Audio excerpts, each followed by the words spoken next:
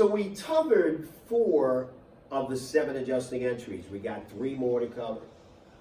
Our 5th adjusting entry is for depreciation expense. You guys remember this from before when we covered this in chapter 2. Depreciation expense we covered in some grand detail. I gave you the formula for depreciation expense. We said the formula for depreciation expense is cost minus salvage over life. That's the formula. I'm going to give you the adjusting entry for depreciation expense, but let's take a minute just to review. Depreciation expense is the cost allocation of an asset over its life. It's taking the cost of that asset and allocating that cost over its lifespan. That expense goes where all expenses go on your income statement. Your income statement is the home for every expense, except for prepaid expenses, which we know is a current asset on the balance sheet. And as you remember, prepaid expenses, because it's a current asset, it will ultimately become an expense once it's used. Similar to unearned revenue. It is a current liability on the balance sheet. It will ultimately become a revenue when it is earned. Now that we've covered that, let's move on to depreciation expense. We told you the counterpart to depreciation expense is accumulated depreciation. I had the class speak to me and recite the fact that accumulated depreciation is a contra asset on the balance sheet. On the balance sheet, accumulated depreciation represents the accumulation of the depreciation expense taken from the beginning. It's a cup. You add every year's of depreciation expense into it. You compare the accumulation of the depreciation taken against the original cost of the asset to arrive at what's called book value or carrying value. Now that we've covered that in some detail in earlier segments, let's look at the adjusting entry. The adjusting entry is a debit to depreciation expense and a credit to accumulated depreciation. As I told you earlier, this is the contra asset that goes on the balance sheet. This is the expense that goes on the income statement. You use the formula, you arrive at what the expense item is, you debit depreciation expense, you credit accumulated depreciation. You will do this every period until you fully accumulate all the depreciation of the cost, and then the carrying value on the balance sheet will zero out or equal the salvage value at the end of the life, if there is any. All right, let's move on to the next adjusting entry, number 6. Number 6 is for office supplies. Remember we talked about earlier that there is 2 types of inventory. We said inventory was a current asset.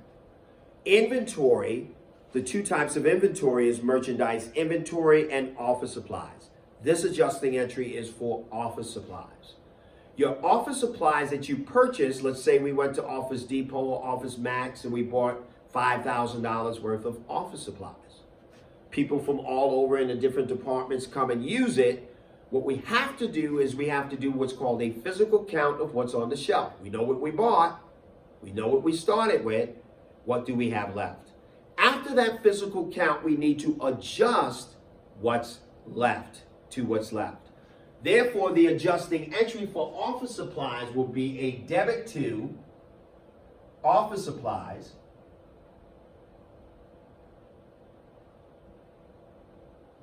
expense and a credit to office supplies.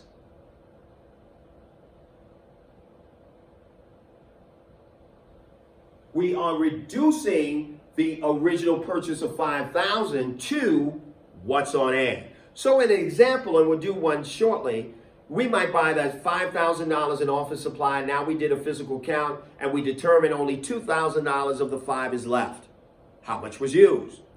You got it, $3,000. So the journal entry we would make would be a debit to office supplies expense for $3,000 and a credit of office supplies of $3,000, reducing the $5,000 of office supplies to what is on hand. That is item number 6. We finally now jump into the last adjusting entry item, which is item 7, and it is for interest expense or revenue. Now, why did I put both of them? Interest represents the time value of money. It represents the cost of you borrowing money. When you go to a bank and you say, lend me $10,000, the bank will give you $10,000 in which you have to repay them the $10,000 that you borrowed. But in addition to that, you have to pay the bank what's called interest for the period of time that the money was away from the bank. That time value of money is called interest.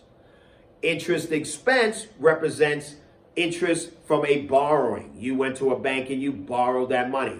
Interest revenue represents from a lending or investing aspect. You took your money and invested it in a CD, or invested it in a savings account, or invested it in a money market.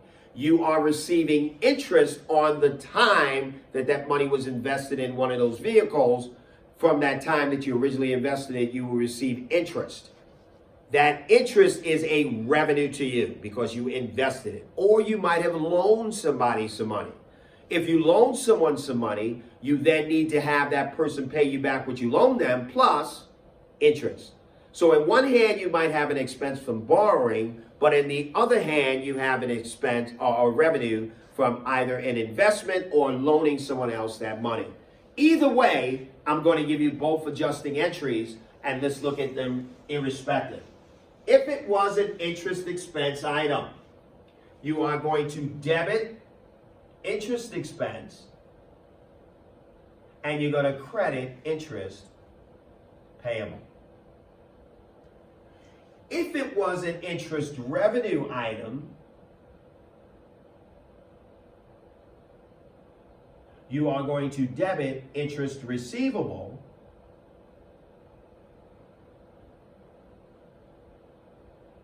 and you're going to credit interest revenue.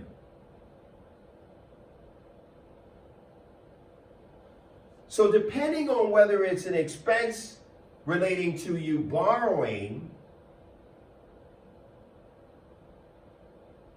or whether it's a revenue relating to you investing or lending, these are the journal entries that you would create. So write that down so you can remember. Here's the key. The key to determining what the dollar amount is principal times rate times time. Principal times rate times time. I'm going to write it here on the top of the board. Principal times rate times time will equal the dollar amount of whether it's an interest expense or whether it's an interest revenue. What do you mean? The principal amount is the amount borrowed or the amount invested. The rate is the interest rate associated with that borrowing or that investment. The time is very critical. Principal you will be given, the rate you will be given, the time you need to recognize. Remember, adjusting entries are adjusting for what? The time. If it's 3 months, it's adjusting for 3 months. If the statement is a 6-month statement, it's adjusting for 6 months. If the statement is a 9-month statement, it's going to adjust the time for 9 months. If the statement is a 12-month statement, it is adjusting for 12 months. So the key things that calculate the dollar amount is the time. And because the time is key in this situation, you need to recognize and account for that time. Here's what you're going to do as you account for the time. When you account for the time in the T, you are either going to use days over 360 or months over 12. Why do you use 360 and not 365? You use 360 because it gives you a round number. Simply said. You use 12 months because there's 12 months in a year. So again, if we're given an interest rate, remember this. Write this down. The interest rate in the problem that's given is an annual interest rate. You therefore have to reduce it by multiplying it for the time period. That annual rate you will multiply by the principal, and then you will multiply it by the time. If it's for 90 days, it'll be 90 over 360. If it's for 6 months, it'll be 6 over 12. If you remember this and write this down, you will never forget how to calculate the dollar amount. We'll use this in a few examples in a few moments.